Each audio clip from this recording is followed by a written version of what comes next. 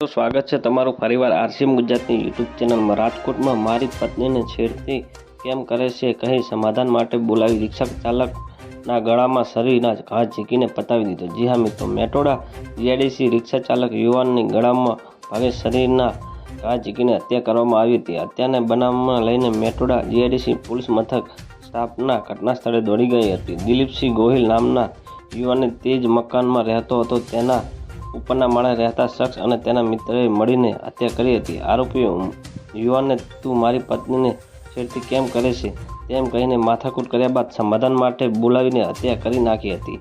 બનાવને લઈને પોલીસને તપાસ હાથ ધરી બંને આરોપીને સંકજામાં લઈને હોવાનું જાણવા મળી રહ્યું છે। ખુલ્લેઆમ પ્લેટમાં શરીરના ઘા ઝીંકી દીધી અને હત્યા કરી હતી। હત્યાના આ બનાવને જણાવવા માહિતી મુજબ મેટોડા જીઆઈડીસી અને પાઠક સ્કૂલ સામે આવેલા ગ્લેશિયર સોસાયટી ગેટ પાસે દિલીપસિંહ પ્રવીણસિંહ ગોહિલ નામના યુવાનની અહીં ગ્લેશિયર સોસાયટીની ગેટ પાસે ખુલ્લેઆમ પ્લેટમાં શરીરના ઘા ઝીંકીને હત્યા કરવામાં આવી હતી।